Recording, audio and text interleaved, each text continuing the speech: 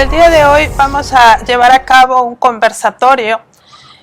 Por motivo del Día de Muertos lo hemos titulado El significado de la muerte en la cultura mexicana. Tenemos 3 invitados a quienes me voy a permitir presentar.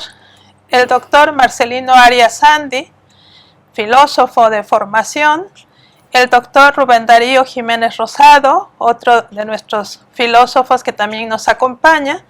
Y el doctor Raciel Damón Martínez Gómez, quien es comunicólogo y a quienes me voy a permitir presentar de una manera distinta a lo que estamos acostumbrados. Los 3 tienen sus méritos académicos, muchos, pero solamente diré que el doctor Marcelino es un enamorado de la posmodernidad y las paradojas. El doctor Rubén es un entusiasta de la filosofía, le encanta la reflexión intelectual y se ha dedicado, aunque es muy joven, se ha dedicado toda su vida al desarrollo de ese pensamiento filosófico. Y el doctor Raciel, a quien conozco desde hace muchísimos años, lo único que puedo decir de él es que es un hombre de cine. Su pasión primera y última pasa por el cine en todas sus manifestaciones y reflexiones. Y hemos querido, desde la Vicerrectoría de Educación Virtual y Mixta, invitarlos a esta reflexión, porque al día de hoy nuestra comunidad estudiantil, nuestra comunidad universitaria ha crecido. Tenemos personas de otros países que ya están trabajando con nosotros, que están llevando nuestros programas académicos. Y en el extranjero muchas veces esta festividad de Día de Muertos es atrayente, es un motivo de reflexión y ahora, bueno, queremos que nuestros invitados puedan conversar y nos puedan platicar un poco sobre estos distintos sentidos y significados que puede tener. Vamos a trabajar a partir de ciertas preguntas, vamos a dar la intervención a cada uno de ellos y posteriormente realizaremos un cierre.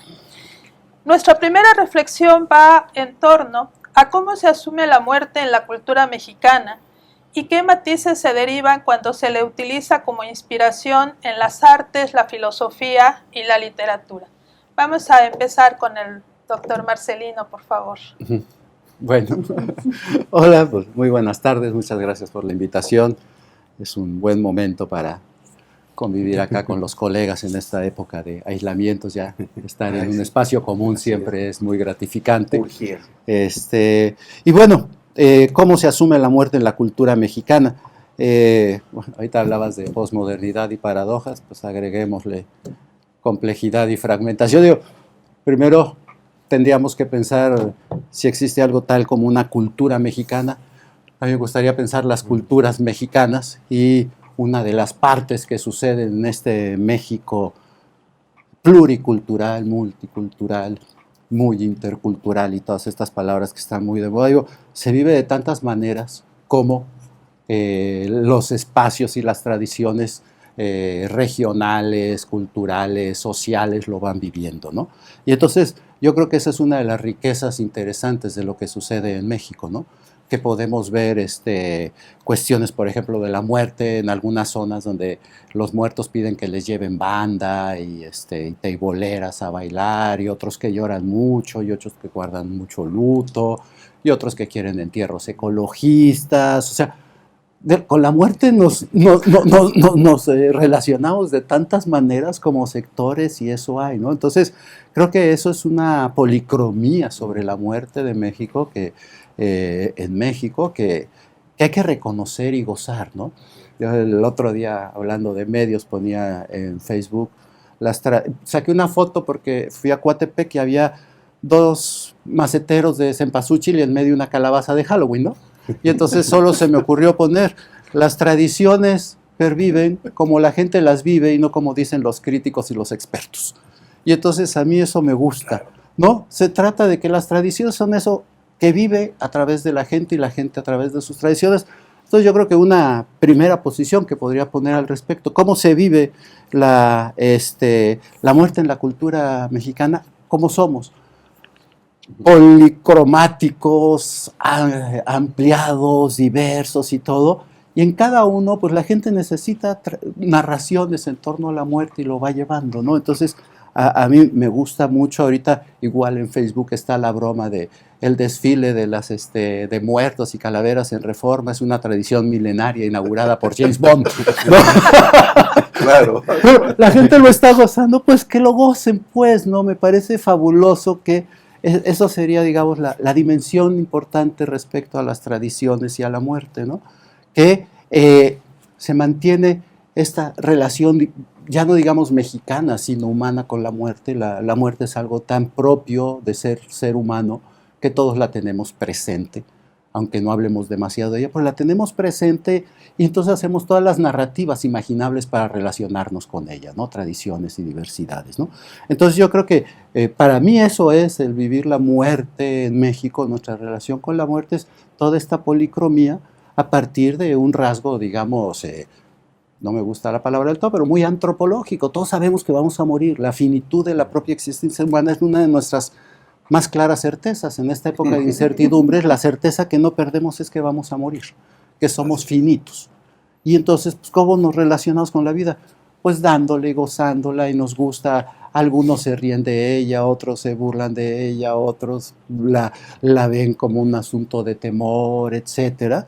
Y bueno, nada más para... dice, ¿cómo se utiliza la inspiración de las artes, la filosofía y la literatura?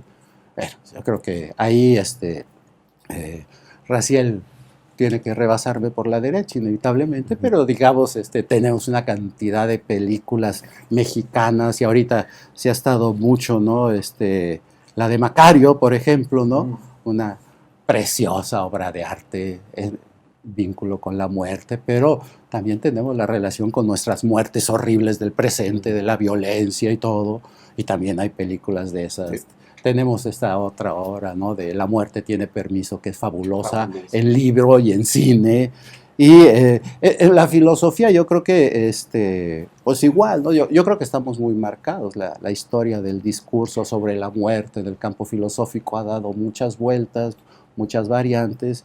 Y ahí, digamos, yo creo que esta tradición de la finitud y el ser para la muerte heideggeriano es clave para entender el asunto, lo que sucede en filosofía. Pero eso no quita que Octavio Paz, en El laberinto de la soledad, también habla de eso. Samuel Ramos también habla de eso. O sea, se habla de muchas maneras. Entonces, yo creo que la muerte tiene ese nivel de ser muy universal, porque todos vamos a morir.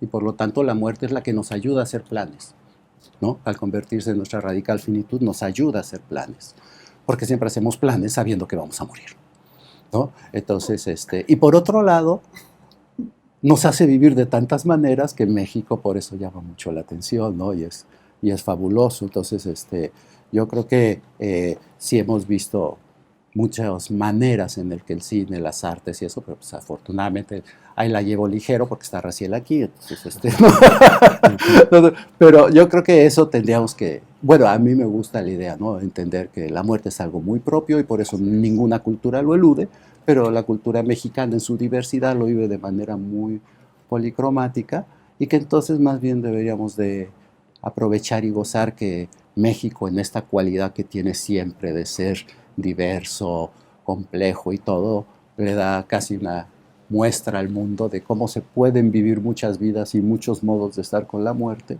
a partir de nuestra propia multiculturalidad. Y creo que eran 3 minutos, yo aquí le paro para mi primera intervención. Muy bien. Adelante, doctor Rubén. Pues bueno, gracias por la invitación y bueno, ahora que escucho al doctor Marcelino, pues estoy de acuerdo de entrada, ¿no? Efectivamente hay muchas culturas en México en torno a la muerte y dado su sobrada experiencia filosófica con la que no me interesa competir de ninguna manera, yo platicaré de algo que tiene que ver con mi vida. Yo antes de ser psicólogo y después de estudiar filosofía fui embalsamador y ejercí como embalsamador 4 años de mi vida y me di cuenta de algo, que somos muy inventivos con respecto a la muerte los mexicanos, ¿no? Es decir, que esto que si bien nos da cierta fama por su carácter tradicional no está de ninguna manera, como dice el doctor Marcelino, muerto, ¿no? Que este fenómeno antropológico que se ha llamado aculturación, enculturación, sincretismos, son procesos que están vivos. Y de lo que me di cuenta en ese tiempo, en el embalsamamiento, es que hay distintos acercamientos a la muerte por parte de los deudos, que tienen mucho que ver con peticiones que en vida tenían las personas, su propia, digamos, franja espiritual, religiosa, que los lleva a ciertas decisiones, pero sobre todo había un factor interesante que tiene que ver con estéticas muy particulares en torno a la muerte, ¿no? Y en México, digamos que esas estéticas atraviesan no solamente, digamos, la parte de las artes, la parte que propiamente le ocupa eso, sino que alcanza otros lugares que a veces no se consideran, como son precisamente las ciencias forenses. México es un país que esa vocación, por llamarlo de alguna manera, hacia la muerte en general, lo ha llevado a ser también un país destacado en esas disciplinas, ¿no? Tenemos por aquí a Manuel Suárez Trujillo, ¿no? Un creador de una técnica de necrocirugía que fue la modificación de la gran técnica de Virchow y que significó un cambio en prácticas forenses en nuestro contexto, que cuando uno voltea a ver y cuando uno va a ver también todos sus desarrollos en técnicas de embalsamamiento y cuando uno ve todo lo que sucede en torno al campo en México, esto no solamente, digamos, se acota a la cultura popular en un sentido amplio, sino que atraviesa en nuestro país incluso culturas académicas, ¿no? Y en ese sentido, pues por ejemplo, en México es uno de los países que ha generado, digamos, algunas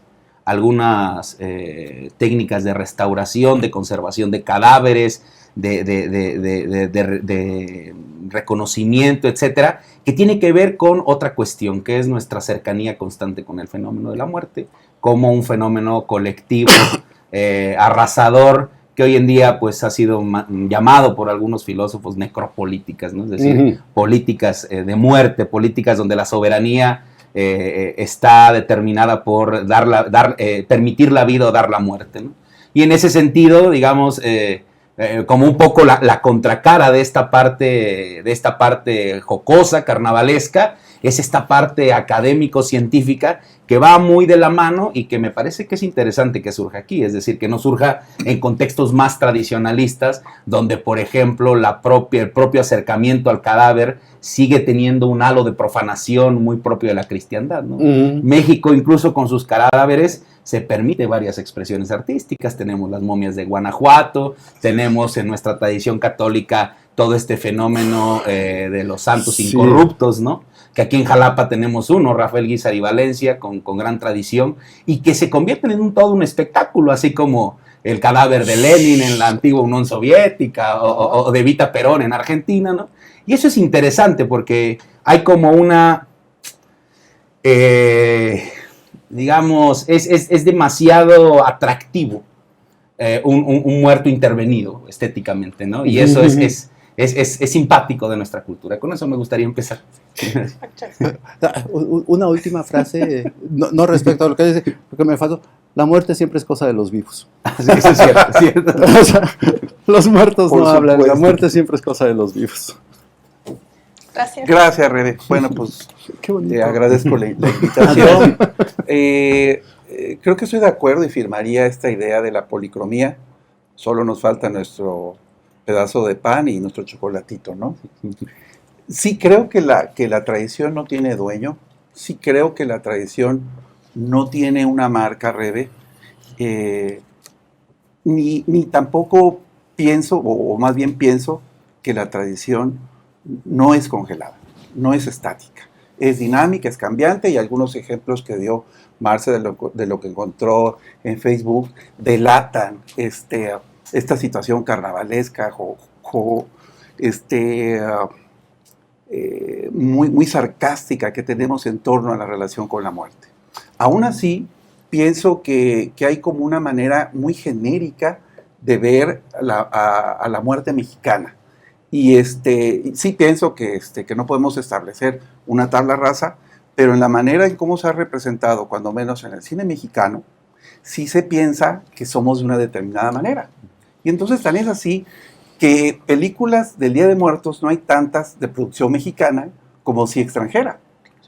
¿Por qué? Porque tan solo pienso en las culturas escandinavas, pienso en la película más importante quizás de Bergman, que es El Séptimo Sello, que es un diálogo con la muerte, es una película sumamente filosófica y que tiene que ver con un ajedrez, pero es una relación muy solemne.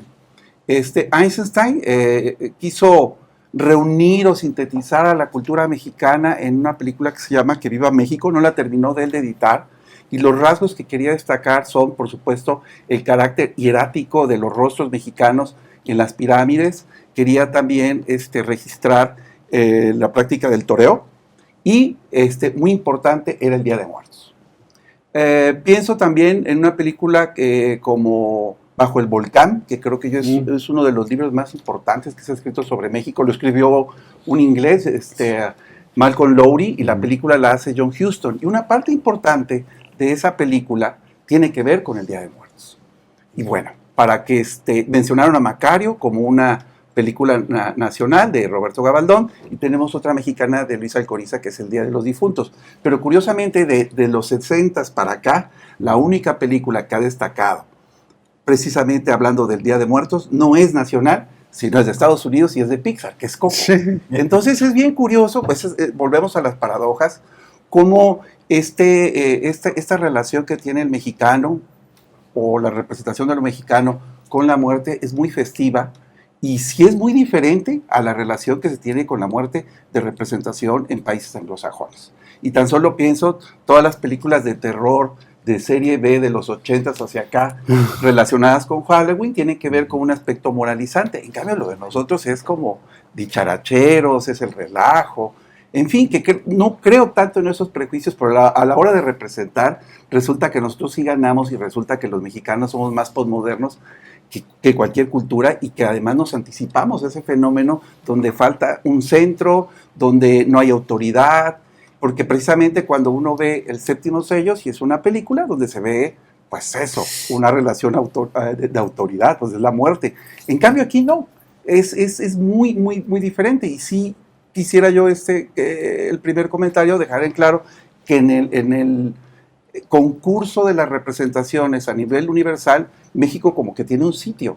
Seguro que a partir de muchos estereotipos, pero por algo será. Sí hay una relación muy desparpajada, y me llamó mucho el sentido necrofílico que plantea el amigo en torno a cómo nos relacionamos con los cadáveres, ¿no? No cualquier cultura se relaciona con este sentido jocoso que tenemos nosotros. Tan es así que hay una película que se llama Morir en Domingo, no sé si la conocen, que tiene que ver con esto que se mencionaba. Incluso hay otra película, ¿no? ¿Cuál? Hablando de Embalsamador, que es el humor negro total, el esqueleto de la señora, la señora Morales. Claro. Y no chulada.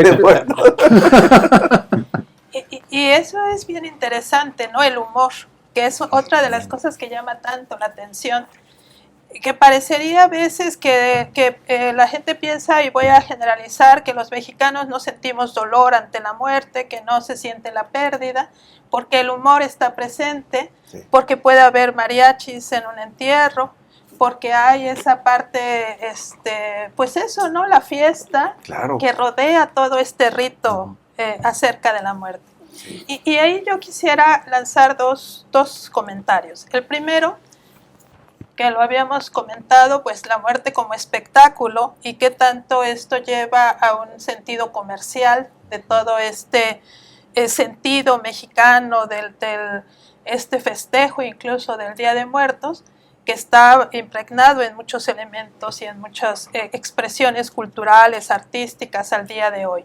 Que pueden estar bien o estar mal, eso es algo que podemos discutir, pero lo que sí he notado es que en ocasiones hay personas, grupos, sectores que se apasionan tanto con las tradiciones mexicanas, voy a llamarlas así, desechan todo lo demás, pero al mismo tiempo creo que las nuevas generaciones van perdiendo el sentido de lo que estamos discutiendo, ¿no? Y entonces eso es peor que dejar que celebren pues el Halloween o que celebren de cualquier otra forma este tipo de eventos.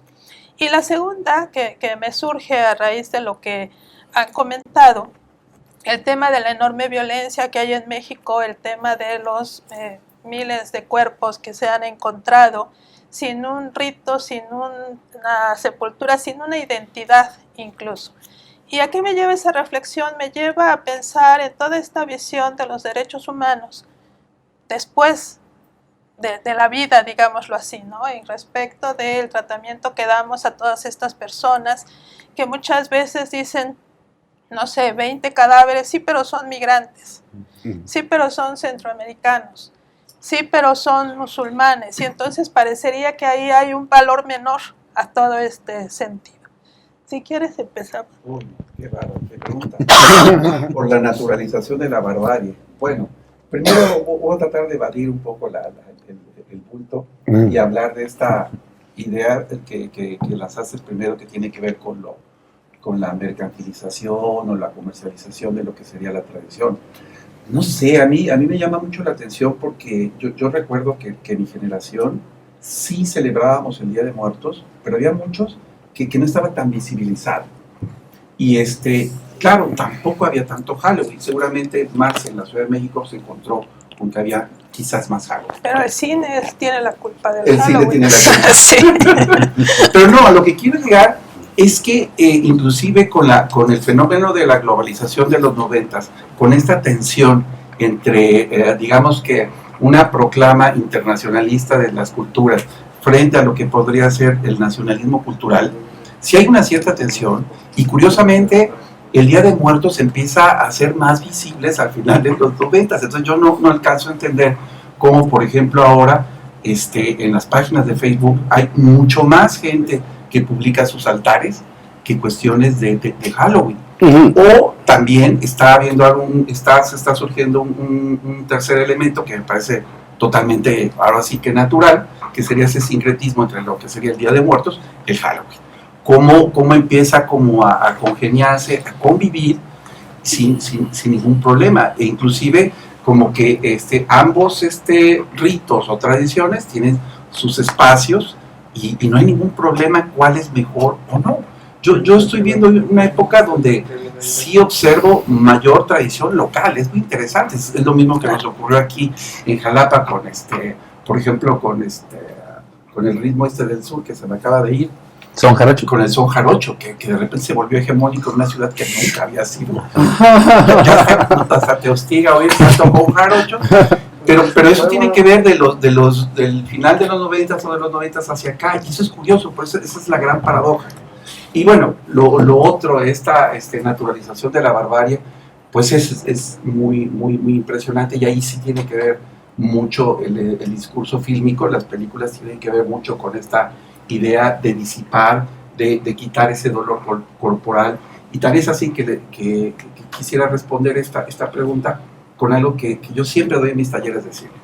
Cuando estaba en una función viendo una película, Brigadas Rojas, algo así, donde sale Sharon Stone, es obvio que a los 10 minutos se iba a desnudar. La película, el planteamiento es una pelea en Roma con metralleta, hay 15, 20, 30 muertos. Y está una familia, un niño comiendo palomitas bien tranquilamente. Cuando Sharon Stone se empieza a desnudar, el señor dejó el hot dog, agarró al niño y le pegó un manotazo en la cara y dice, eso no lo veas. ¿Te das cuenta? Era mucho más natural ver la muerte que el cuerpo de Sharon Stone. Rubén, bueno, es que Sí, yo la película. Me acordé de Sharon Stone. No, es que estaba pensando ahora en que, bueno, a nivel, digamos, iconográfico, la muerte que hoy tenemos, pues bueno, sabes, se la debemos a Guadalupe Posadas de alguna manera, ¿no?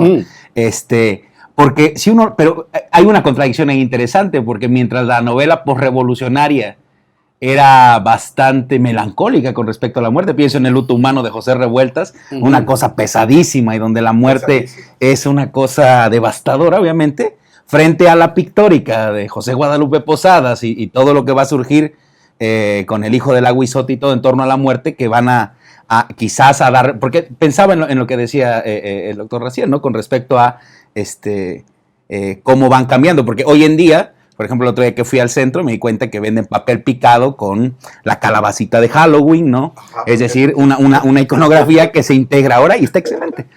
Ahora, de la otra parte de la espectacularización, vamos a decirlo así, pues bueno, también está la parte terrible de esto, ¿no? Es decir, México tiene el monopolio, digámoslo así, al menos en Occidente contemporáneo, de la grabación de los eventos violentos, estos videos del narco decapitando personas, desbaratándolas en ácido, quemándolas, que antaño leíamos por ahí en algunos libros que la camorra italiana, o que hacía tales cosas, o que la corbata napolitana, pero nunca habíamos visto un video. Y de pronto, digamos, que surge en el contexto nacional, habla de dos cosas a mi parecer. Una de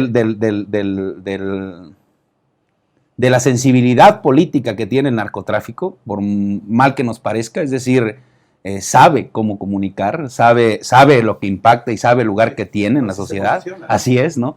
Y sabe lo que importa un mensaje, una espectacularización de la muerte, pero no solo de la muerte, ahí de la matanza, porque digamos, antes de las redes sociales y antes de estos videos, pues quizá difícilmente, o es casi imposible que alguno pudiéramos visualizar eso en algún momento. Y hoy en día incluso hay una especie de culto en torno a esos videos, ¿no? Y por el otro lado, me parece que eso vuelve de nuevo por la fascinación y el morbo del cuerpo muerto. Es decir, no hay que olvidar esta parte psicológica, ¿no? Existe la necrofilia, por ejemplo, y no es un fenómeno, digamos, marginal. Es un fenómeno bastante presente, ¿no? Entonces, ahora, ¿no? Así es, y hoy en día, ¿no? Entonces, ante eso, me parece que después tenemos las versiones light de culto a la muerte, ¿no? Quizás algunas contraculturas o fenómenos contraculturales, como podría ser, no sé, los emos o este tipo de personas que, digamos, ven hacia la muerte o como una especie de haciendo odas a la misma y demás. Ahora, en esa dinámica, digamos, mediática que ha surgido de la muerte, a mí me parece que hay una multiplicidad de opciones éticas, vamos a llamarlo así, para el consumidor, que van generando precisamente una serie de posicionamientos muy extraños con respecto a la misma, en donde de pronto, pues no sé, como en este caso de los videos del narcotráfico, podemos ser una nación que en lo general estaríamos en desacuerdo y no estamos buscando esto, pero leía yo en un reporte el año pasado, la mayoría de noticias que seguimos leyendo los mexicanos sigue siendo la nota roja. Es lo que más nos llama la atención, buscamos fotos, es decir, el Alarma y otros periódicos de ese tipo, ¿no? Que además eran bastante creativos, no solamente al presentar la muerte, sino al adornar la muerte con una cultura kitsch que hoy en día se ha vuelto motivo de culto, ¿no? Es decir, la Alarma se presenta en grandes galerías en Europa como una expresión artística, claro, kitsch, claro, muy similar a lo que sucede en torno al santo, a lo que sucede en torno a mucho de nuestra cultura nacional. Entonces, recupero lo que decía el doctor Marcelino, estamos en la paradoja aquí, pero una paradoja que en algunas de este espectro que va de los repugnantes espectáculos del narcotráfico o de ISIS o el Daesh, etcétera, en otros lugares del mundo, a digamos, las canciones del happy punk de Oda a la Muerte, pues nos podemos encontrar en muchos lugares de este espectro ético-estético, me parece. Bueno, o sea, son varios puntos. Es tremenda, Rebeca. Pero bueno, primero recordar otra cosa. Quizá la primera parte de mi participación estuvo más sobre esto de los festejos del Día de la Muerte, ¿no? Digamos, yo creo que era lo que traía así de trasfondo, y entonces pensé en todas estas cosas variables y lo ratifico. Pero por otro lado, digamos, en tanto humanos, la muerte nos duele. O sea, y digamos, no es lo uno o lo otro, ¿no? Otra vez, el gusto por la paradoja nos dice, esto es lo otro. La muerte nos duele. y si la muerte cercana nos duele más, ¿no? Digamos, el que estemos en un velorio contando chistes no quita que nos esté doliendo mucho el muerto con el que estamos, y entre más cercano sea, ¿no? Entonces, digamos, esta cultura de esta relación sarcástica, irónica, jocosa, festiva, retadora con la muerte, no quita que el dolor de la muerte se nos dé como personas, ¿no? Y entre más cercana, más. El punto quizá con esto de la necropolítica y de las cifras políticas, o sea, es horrible, nos alejan la muerte, la reconocemos, pero nos la alejan. Porque ahorita que decías de este panorama mundial, yo me acuerdo, y todavía lo veo todos los días prácticamente, hubo un atentado de bomba en Irak, en Bagdad, hubo 40 muertos. La nota es que hubo 40 muertos. Lo he buscado en las noticias que se publican, pueden no buscarlo en otros documentos especializados, pero nunca me dicen quién puso la bomba, ni a quién se la puso, ni por qué la ponen. Nada más te dicen hubo un atentado y bueno, la nota está hecha para que tengamos muy clara la idea de que Irak es una barbarie, ¿no? Igual que cualquier noticiero de la CNN y equivalentes, el sur siempre es violento y el norte tiene problemas ecológicos, ¿no? O sea, digamos, si en el sur uno mata a alguien es un posible atentado terrorista, si en el norte alguien mata a uno es altamente probable que sea un loco, ¿no? O sea, en el norte no hay terroristas, solo hay locos. Y abajo cualquier individuo ya es un terrorista, ¿no? O sea, y nos sucede a cada raro, ¿no? Entonces, en este sentido, yo creo que sí tenemos una larga tradición mediática de alejamiento de la muerte y normaliza la noticia de la muerte, de que hay muertos, hay tantos y tantos y tantos. Pero al mismo tiempo no normaliza la muerte de la gente que se muere. O sea, no me puedo preocupar, supongo que debemos traer hasta un paquete genético de que no nos podemos preocupar por la muerte de todos afectivamente. Nos preocupamos por la muerte de los más políticamente, ¿no? O sea, pasa al nivel un poco del derecho. ¿Qué vamos a hacer para que no haya desaparecidos, para que no es... Pero ya es una preocupación política. La preocupación individual por la muerte es: se murió mi amigo en el COVID. Y me dolió mucho, pues, ¿no? Entonces, ver que es esta vivencia desde el afecto, si pensamos sobre, no nos acostumbramos afectivamente a la muerte, nos acostumbramos políticamente a la muerte, y de ahí podemos ser indiferentes o activistas, etcétera, ¿no? Entonces yo creo que ahí, otra vez dentro de la lógica complejidad, ir viendo, porque es que eres indiferente a la muerte. No, no soy indiferente, nada más que puedo protestar políticamente, pero cuando se muere mi amigo, me duele, y me salen mis lagrimitas por él, pues, ¿no? Entonces, no se contrapone, simplemente no puedo tener la misma reacción de la muerte como esta cercanía a eso otro, aunque me indigna, y entonces sí puedo estar esperando una acción del Estado y de la sociedad en su conjunto contra esta indiferencia política a veces respecto a la muerte de los extraños, ¿no? O sea, no sé quiénes sean, pero...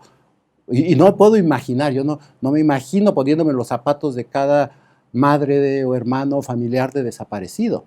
Acabaría yo colapsado, ¿no? Sí me puedo encontrar en una solidaridad empática en su lucha por la justicia, ¿no? Entonces yo creo que ahí, si reconocemos estos diferentes modos o facetas de nuestra relación individual y colectiva con la muerte, habría que verlo. Respecto a lo otro que decía de lo comercial, pues digamos, eso no es novedad. El capitalismo hace mercancía todo, lo que sea. O sea, que haga mercancía la muerte no es novedad. Existen las funerarias desde, yo creo que debe ser de los primeros negocios de la historia, ¿no? Como negocio, o sea, y en el capitalismo existe desde ahí, pero, o sea, la muerte, y a veces me cae bien que haya funerarias, porque te meten en un rol que te están recordando en medio del dolor de la muerte del cercano, que la vida sigue. Y tienes que seguir haciendo, entonces como que es parte de... Es una hipnosis padrísima. Sí, ¿no? Ir y el papel amarillo y firme. Tiene algo de ponerte, ¿no? Me acuerdo, ¿no? O sea, los entierros los hacen escenográficamente muy bien, porque llega uno muy triste a enterrar a una persona cercana y querida, y el momento en que baja el féretro es dolorosísimo, y después lo acaban llenando de flores y se va uno con la vida sigue, ¿no? Sí, con otra imagen, ¿no? Con otra imagen, eso es padre. Pero entonces yo creo que esto, la comercialización, al mismo tiempo tiene sus niveles. O sea, digamos, nada más comercializado que nuestro actual desfile de Reforma, ¿no? Un show brutal, escandaloso y todo, que hay gente que consume, padrísimo que lo haga, ¿no? Sí. Pero al mismo tiempo ves a la gente yendo a comprar sus clásicos aditamentos o necesidades para poner, y de todos modos se tienen que comprar, ¿no? O sea, el capitalismo dice, bueno, si compras un ramo de cempasúchil y no compras una careta de Catrina, no importa, estás comprando algo y Imagínate qué paradójico que los posicionara James Bond, ¿no? Sí, ¿no? O sea, pero lo que decía, ¿no? O sea, nuestra cultura es eso, ¿no? Somos cosmopolitas. México siempre quedó en un lugar muy cosmopolita y cada vez se nos nota más. Entonces los mexicanos no somos tan reacios a esas cuestiones de la defensa, ultranza, porque lo nuestro, o sea, si yo defendiera algo ultranza como mexicano sería el tamaño cosmopolita que somos. De que se reproduce continuamente, aún con efectos regionalistas, nacionalistas, pero somos así. Entonces, por eso en la tradición de muertos no nos cuesta ningún problema haber puesto las calaveritas de azúcar como mexicanas. Ay, pero es que el azúcar llegó con la conquista. Pues sí, pero ya es nuestra, está acá, tengo el ingenio, ya es nuestra. O sea, los mexicanos no tenemos problemas para apropiarnos cosas, ¿no? Entonces yo creo que eso nos sucede continuamente, ¿no? Entonces, es decir, yo creo que en esta relación con la muerte, y ahí quizá eventualmente, y ya digo para librármela, pero sería una mesa de la violencia, Sí. ¿no? Quizá Sí, no de la muy muerte. bueno. Quizá es mucho más intenso nuestra atmósfera de violencia contemporánea, más que la muerte misma. O sea, es una violencia asociada a la muerte en alto nivel, Sí. pero a muchas otras cosas que se nos vuelve Sí, es atmosférico. la narrativa lo que pesa. La narrativa, ¿no? Y otra vez, la muerte y la violencia es de los vivos, no de los muertos, ¿no? Y entonces yo creo que, o sea, una cosa es cuando como mexicanos, si vamos a hablar de la muerte, podemos sacar todos esos temas. Cuando si vamos a hablar de la violencia, ya es otra cosa, ¿no? Sí, ¿no? Porque 3 paneles después, porque dices, ya es una atmósfera de violencia, no es tanta la violencia como el tamaño de su atmósfera. Sí. Y entonces eso habría que irlo viendo, ¿no? Y entonces digo, ¿se modifica el interés comercial? Pues sí, pero digamos, déjame decir una barbaridad, el zapatismo tuvo que vivir también de comerciar los productos con la cara del Submarcos y las muñequitas y todo. Cuando hubo un movimiento contra la violencia, ya había calcomanías que decían no más violencia. Alguien vende el papel, vende la pintura, vende el diseño, etc. O sea, el Che Guevara, el ícono revolucionario, también para alguien decirse, yo no estoy tan a gusto en esta sociedad, quiero a otra, se compra su playera del Che. Entonces, el comercio no es alejarse del propio interés y deseo de cambio y modificación y transformación social. Es un medio donde siempre está sucediendo. Entonces, yo creo que a veces se sataniza demasiado lo comercial y a lo mejor más bien tendríamos que verlo en ese nivel paradójico, ¿no?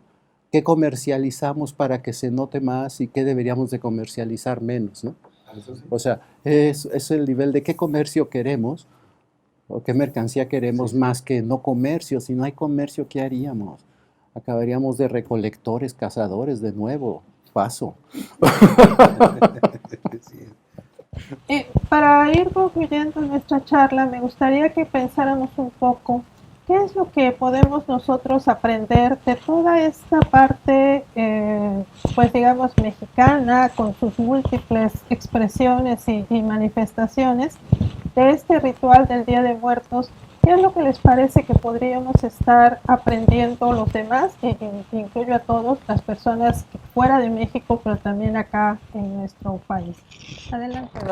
Pues bueno, yo creo que aquí la cuestión tiene que ver con esto que usted decía de los rituales, ¿no? Yo concuerdo con la afirmación de Charles Taylor de que la secularización nunca se dio ni se dará por completo. Este mundo es un mundo que sigue clamando a gritos por ciertos usos de la espiritualidad que ha sido un tanto desdeñada. Entendida eso de espiritualidad no en un sentido religioso, sino lo entiendo aquí como John Dewey, como un sentimiento de unidad, un sentimiento de sentido. Porque los ritos están relacionados con los mitos y con los sentidos, ¿no? Es decir, para que haya un rito tiene que haber un porqué de ese rito y tiene que haber un para qué de ese rito y tiene que haber toda una indicación, toda una liturgia, como se le llama dentro del mundo de la cristiandad, ¿no? Ahora, muchas otras cosas que están pasando en el mundo llaman a esta como necesidad del ritual o necesidad del rito, ¿no? Vemos de pronto como en desbandada jóvenes occidentales de países de primer mundo se alistan en el Daesh o en el ISIS o en otras guerras, parece buscando un fundamento. Vemos como en México el fenómeno del neopentecostalismo y otras religiones surgen con cierta importancia precisamente tratando de capitalizar, porque efectivamente estamos en el capitalismo, capitalizar ese sentimiento de religiosidad, y entonces los rituales están ahí. Ahora, creo que detrás del ritual, de los rituales en torno a la muerte, habrá algunos que tengan muy claro el porqué de todos los rituales, por qué el cempasúchil, por qué poner una cruz, por qué una vela, por qué esto, digamos que tenga toda parte histórica, y hay gente que no. Pero lo interesante es que a nivel de rito poco importa la explicación que está atrás, cuando, digamos, el rito funciona para algo. Y en este sentido aquí, pues creo que una de las funciones que ha tenido este rito es que continúa con una idea que es muy propia de los mexicanos, que vemos en casi todos los contextos, que es pues esta, digamos, creencia, pues que no se consolida como una creencia, pero sí esta tendencia que tenemos a darle lugar a cosas propias del inframundo, fantasmas y cosas así, muy mexicanas, muy presentes en toda la cultura. Entonces, a mí me parece que esa unión de rito, mitología, es lo que porque si la pregunta es qué podría pensar, qué podría aprender de esta nuestra tradición, el mundo, pues creo que deja una buena enseñanza de que los ideales de la modernidad están muertos, que el humano es algo más que un ente racional que quiere tener bien calculado todo lo que pasa, y que esto que es la fiesta, el sarcasmo, la burla, frente a un evento que, si bien, como decía el doctor Marcelino, no nos deja indiferentes como personas, más cuando tiene que ver con alguien cercano, sí podemos tener una relación estética con ella a través de una tradición como esta. Entonces, creo que con este rito y con lo que sucede en México queda claro que hay lugar para eso e igual, como decía el doctor Marcelino, habría que tomar entonces al toro por los cuernos y pensar qué queremos seguir haciendo con esa tradición. Aunque la tradición, aunque no la pensemos, va a seguir su tropel. Es decir, no requiere de nadie, ¿no? Y eso es lo importante. Nadie la norma, surge desde abajo, surge desde arriba, desde todas partes, en afluentes, y se está transformando, y eso es lo interesante. Que este ritual muestra la viveza de muchos otros rituales, ¿no? Muchas gracias. La enseñanza que nos puede dejar estos ritos, súper interesante. Creo que bien lo dijo en una frase Marce, que la muerte es asunto de vivos, ¿no? Para mí siempre la muerte es presencia. Los que se mueren aquí se quedan. Y eso es una cosa súper fuerte, porque uno luego no sabe sortear todo eso, no sabe uno sortear la ausencia. Y a veces me da la sensación de que la dinámica que tenemos como sociedad es un poco para quitarnos esa responsabilidad de la otredad. Y la pandemia lo que nos ha dicho es, no, a ver, espera, creo que nada más están aquí por un rato, y entonces nos ha obligado a repensar este papel único, instantáneo, tan fugaz que es la vida. Entonces, sí creo que el rito, como bien dicen, la tradición va a seguir, se va adecuando se va enriqueciendo y yo creo que en el caso junto a la pandemia, sí es una enseñanza espectacular, Rebe. Yo sí creo que nos ha enseñado el valor de estar solo aquí, que tiene que ver con muchas cosas, ¿no? Este papel, o esta idea de secular que yo también creo que nunca se ha ido. Es como el ser humano siempre ha estado con esa presencia. Y además, lo que me llama mucho la atención, Rebe, es que hoy cada vez son más difíciles los sentidos identitarios o de pertenencia colectivos, sino más bien sí estamos regresando a cuestiones muy individuales y a cuestiones familiares.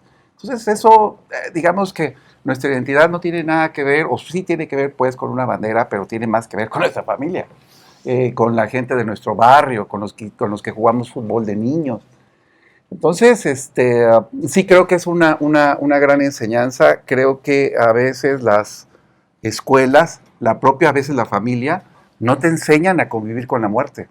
Y eso es bien importante. A mí, yo creo que sería, no sé si sea una materia o un seminario para que tuviera cada escuela ni en qué momento enseñarlo, pero yo sí creo que tenemos que afrontarlo y tiene que ser una enseñanza porque esa otra edad ahí está. Y no hay que evadirla, hay que siempre estar con ella, porque insistiría que la muerte siempre es presencia.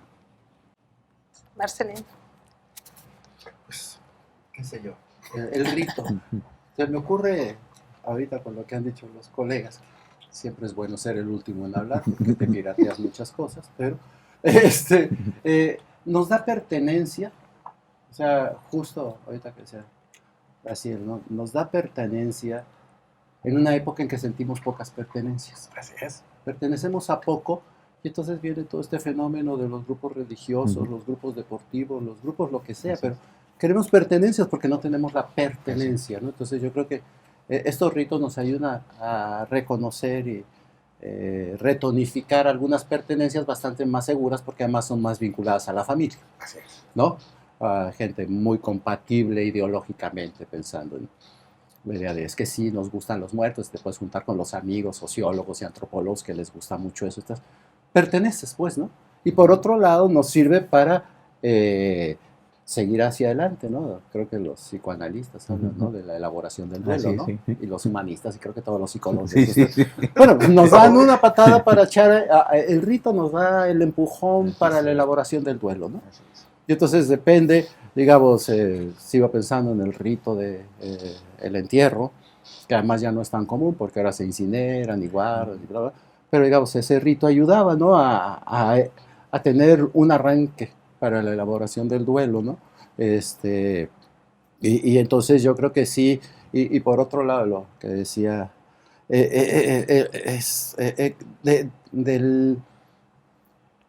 que todavía tenemos mucho de pensamiento espiritual y todo eso, yo agregaría una cosa, lo tenemos porque hablamos así. El lenguaje es un lenguaje construido a lo largo de muchos siglos para un mundo religioso. Entonces ahora yo todavía encuentro amigos que son confesadamente ateos, que se muere alguien y le pone que en paz descanse, ¿no? O ya se fue a otro plano, ya se fue al cielo, ya es una estrellita brilladora, qué sé yo. O sea, digamos, nuestro lenguaje no nos da muchas cosas para despedirnos, y no son con frases religiosas o heredadas del mundo religioso, ¿no? Sí. Entonces, yo creo que sí, la espiritualidad es algo distinto a lo religioso y lo vivimos. Yo decía, alguna vez en algún libro, ¿no? Decía, nos gusta lo maravilloso, ¿no? Es decir, no es ni lo mágico ni lo milagroso, es lo maravilloso. Nos gusta lo que nos maravilla, ¿no? Y esto es una maravilla, y entonces tenemos un lenguaje que, aunque va tomando distancia de prácticas religiosas, lingüísticamente es muy difícil cambiarlo, ¿no?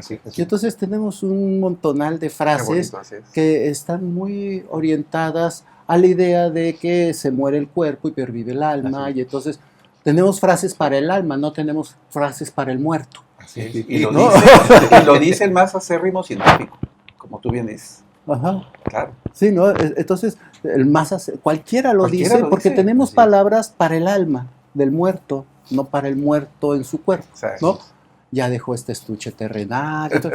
Y decimos muchas cosas de esas, ¿no? Entonces el rito, finalmente, tiene la pertenencia, tiene la elaboración del duelo, y por otro lado, tiene esta pertenencia a una tradición del lenguaje que nos hace hablarlo así, ¿no? Y entonces, desde luego que alguien lo dice, y dices, pues no, que muy ateo. Bueno, ya uno la libre y dice, pues así se dice, ¿no? Pero digamos, no salimos todavía de esa herencia. Y bueno, ahorita, digamos, nos vimos en todas las intervenciones bastante seculares, ¿no? Esta mesa hubiera sido una totalmente otra, desde la visión poderosamente religiosa, Claro, ¿no? claro. Y todo eso, ¿no? Pero, o sea, y el rito, además, como se tiene que renovar, Sí. bueno, déjenme decirlo así, se renueva, pero no se repite. La repetición es una nueva creación del rito, no una simple repetición. Es decir, o sea, a lo que voy es que como repetimos el rito, pero lo repetimos en diferente año, con diferentes materiales, con diferentes historias, el rito nunca es igual al anterior. Siempre se vuelve a vivir como nuevo. Es como el nuevo pacto. O sea, el muerto ya vino el año pasado por su vasito de agua, viene por otro vaso de agua en otro año, de otra manera, ¿no? Entonces ahí, digamos, la tradición tiene ese encanto. La tradición siempre se actualiza, no se actúa, no se repite. Por poner, hablando de lo religioso, es como en el momento de la Eucaristía. O sea, no se está recordando la última cena, se está reviviendo la última cena. Es decir, sucede ahí y en ese momento, este es mi cuerpo, esta es mi sangre, ¿no? Es decir, se está viviendo ahí. Quien cree que es una representación de aquello de hace 2000 años, no entiende el evento. El rito es eso, es entender que en ese momento y en ese día van a venir los muertos por nueva vez. Así es. Y que yo se lo estoy poniendo, nada más que ahora conseguí una máscara de calavera fregoncísima hecha en China. Sí. Y la voy a poner, y dentro de 10 años ya se vuelve tradición en mí esa calaverita, Así es. ¿no? Pero nos pasa con todos los ritos. Aunque en las casas, cuando era uno niño, guardaban todas las figuritas del nacimiento, Sí. cada año había nuevas figuritas, Claro. y unas desaparecían, se revivía, volvía sí, sí. a ser el nacimiento. No Sí. no es Y repetición. vas agregando figuritas, ¿no? Vas agregando figuritas, vas agregando ideas, leíste nuevas cosas, ¿no? Entonces, esa es la vida misma de la tradición, estar viva cambiando. Sí, así es. Yo ¿No? una vez en una casa de un niño Dios le puse un Spider-Man. Y mi mamá, ¡no! Sí. Pero ganaste tú. ¿Por qué? Porque hasta los más conservadores en esta época tienen que ceder Claro. ante el cambio, ¿no? Claro, Entonces, claro. esto es muy interesante. Yo creo que es renovar el pacto, o sea, hacerlo de nuevo, pues, ¿no? Renovar, este prefijo, no es repetir lo anterior, sino hacerlo de nuevo. Y cada año uno hace de nuevo el pacto con sus muertos, con sus pertenencias, con sus identidades. Cuando ya uno elaboró el duelo suficientemente, a lo mejor es con una identidad y sí, sigo recordando a papi y a mami, lo que sea, ¿no? A los amigos, qué sé yo. Entonces yo creo que para eso nos sirve el rito, ¿no? Y de ahí, pues desde luego, como el rito es este acto esencial de renovar un pacto con algo, no nos cuesta ningún trabajo agregarle patas y manos y Spider-Man. Claro, claro. ¿No? ¿Por qué? Sí. Porque lo propio es esto, lo renuevo, y tiene que ser con algo nuevo. O sea, yo digo, lo más natural de la vida es el cambio, el fluir, ¿no? Yo con los filósofos me peleo, ¿no? A veces. Cuando dicen, no, es que la certeza está en el ser, y que de esto, y que sí es fijo y eterno, le digo, de veras, imagínense ese ser presente, les daría pánico. O sea, uno siempre se baña muy tranquilo en el río de Heráclito, porque nunca es el mismo río. Imagínense llegar a Jalcomulco o a Carrizal y ver el río quieto, porque su esencia es la esencia río ahí, daría miedo. Hay una película, El tambor de hojalata, donde el niño no cambia, da miedo. El cambio es el que te da tranquilidad. La gente todavía dice que el cambio es el que da miedo. No, lo que da miedo es lo permanente. Permanencia. O sea, Dorian Gray daba miedo porque no cambiaba. Así es. Entonces tenemos que ver que nuestras tradiciones están vivas porque cambian, ¿no? Cambian su modo de darse y ratifican el pacto de por qué son tradición. Y la tradición que no sabe cambiar, no la conocemos porque murió. Así es. ¿No? Las tradiciones que no supieron cambiar, murieron y ni sabemos que existieron.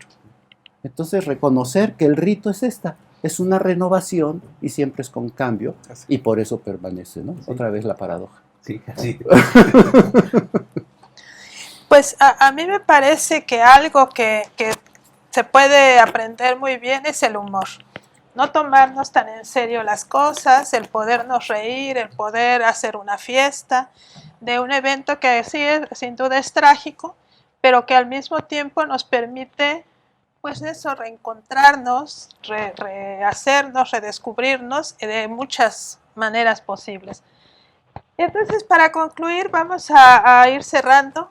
Ya cada uno de ustedes nos da su conclusión para poder ir finalizando. Si quieres, Raciel. Sí, claro, con una, quizás no una conclusión porque está muy difícil cerrar este tema, pero voy a recordar a Julian Barnes, un novelista inglés, que cuando se murió su esposa, él hizo un libro dedicado a una reflexión acerca de la muerte. Y entonces hace un periplo por diferentes filósofos, entre ellos Spinoza, y también hay una anécdota que cita el libro de Julian Barnes de Wittgenstein. Entonces dice Wittgenstein que a sus hijos les ponía una clase de filosofía muy peculiar, que agarraba a su grupo y se lo llevaba a la mitad del bosque a medianoche. Entonces todos iban así caminando y dicen, pues ¿a qué hora nos va a regresar este señor? Y decía, no, vamos aquí a permanecer hasta el otro día. Entonces los alumnos todos tenían mucho miedo. Y entonces lo que les dijo, bueno, yo les recomiendo que se pongan a rezar por si las moscas, por si vienen duendes, monstruos o lo que sea, ustedes pónganse a rezar. Entonces, yo os invitaría con esta figura, con esta imagen, con esta estampa de Barnes, que pensar en eso, que estamos puestos en una paradoja y que, como tú bien dices, hay que ser lo suficientemente flexibles entre la risa, el chiste que es el nervio que tenemos frente a ese duelo, pero que sí que estemos siempre preparados, porque es así, es el gran misterio la muerte, y que estemos preparados siempre a esas ausencias, ¿no? Que es para mí lo más importante. Gracias, Marcelino. Me dijiste bien, los alumnos de Wittgenstein, no sus hijos. No. Porque eran sus alumnos. Ese muchacho no. Pero sí, con los alumnos. Y alguien tan científico como el mismo Wittgenstein, Claro. que por otro lado tiene su lado bien místico, ¿no?